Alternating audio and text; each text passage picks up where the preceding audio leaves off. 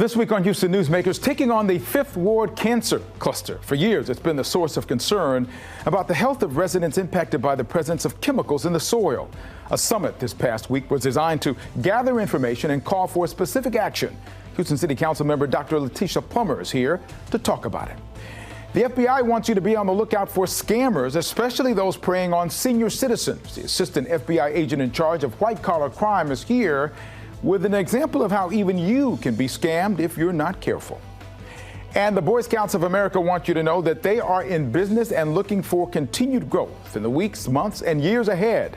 The challenges they've faced and the roadmap being used to get back to full strength. From KPRC2, this is Houston Newsmakers with Khambrel Marshall.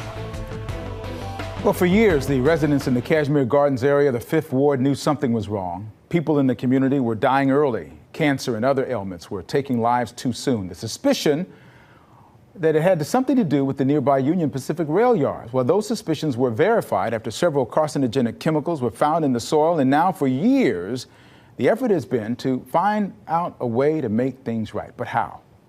Dr. Letitia Plummer is the at-large Houston City Council member for Position 4, and this past week led a summit to try to get some of those answers and provide solutions. Christine Oman is the consulting hydrogeologist whose expertise is the impact on groundwater and soils because of oil waste and more. Good morning to both of you. Good morning. Good morning. This is really something very different. You wanted something beyond a news conference to try to get something established. What has been the takeaway from what you've been able to do over this past week?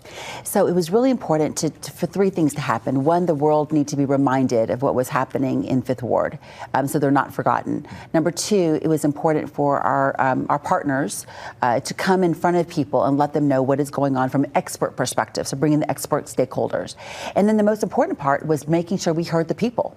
And so this was a 3-day summit that was a combination of panel discussions, a town hall, and then a really effective roundtable conversation to where people could really sit down with the experts and ask the questions that they've been wanting to hear. And Ms. Ullman was one of the experts. Yes. So I want to ask you specifically, we see the headlines, we see the occasional news conferences about what's going on there. How bad is it for those living there, and what options do they have living Well, when you say how bad, the significant contamination is with creosote.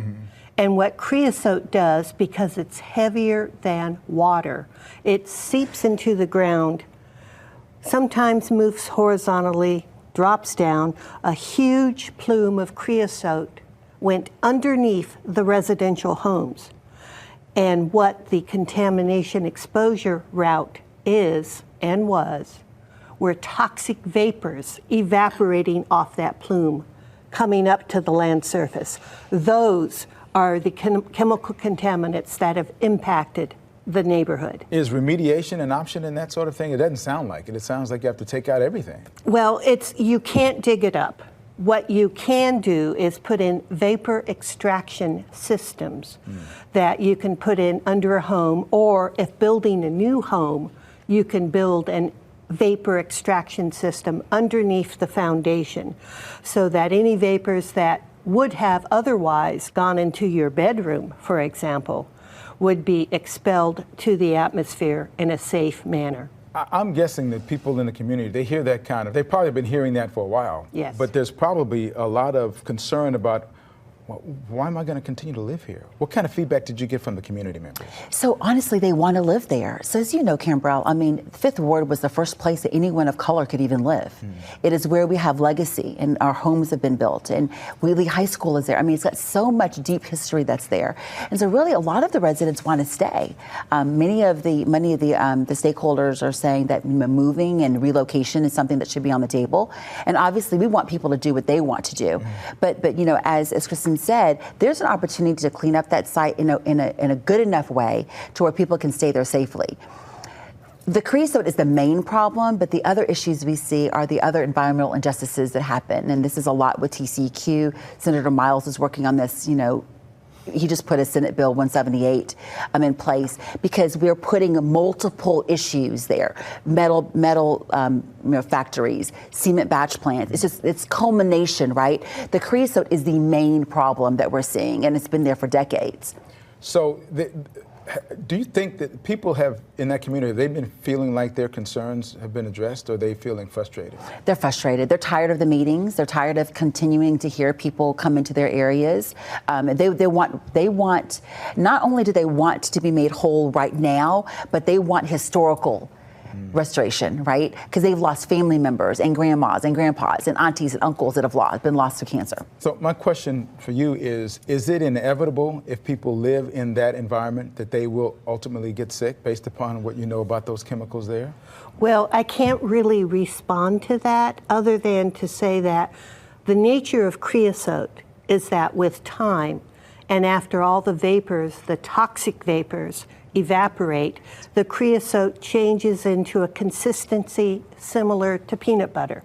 So that creosote is down there. However, we found records that showed that Union Pacific allowed other chemical companies to send them their contaminated hazardous waste, and Union Pacific burned it on site, which released toxic chemicals, including dioxin, in a fallout pattern. Wow. So that's going on. By the way, we're going to do Newsmakers Extra. We got to talk more about what we have time to do here, though. What's the answers? Coming away from that, what is the answer right now for what's going to be next steps for you? So the good news is that all of the governmental bodies are all in lockstep. So the EPA is overseeing. I want to make sure I'm very clear on that. They are not doing the testing. UP will be doing the testing, but the EPA will be overseeing all of the results. Our goal, or their goal, is to end and to come up with something by December 2023, so the end of the year pretty much. And then we'll see what those numbers look like, and then we'll take steps there. But so the people there know that you have a plan and you have dates that you want to try to hit. Absolutely. UP is doing, The EPA is doing a really good job of doing community efforts. We've got lots of community partners like Impact, the Bullard School, TSU. They're really kind of going out and making sure that people know what's going on and what they need to, and you know what's available for them. We're going to continue this conversation. There's more, because coming out of this, you kind of open my eyes, and I'm scared for the people who are living there. We want to get some of these answers and who's going to pay for some of the things that need to get done. Yes. Dr. Plummer, Christine Ullman, thank you so much for being here.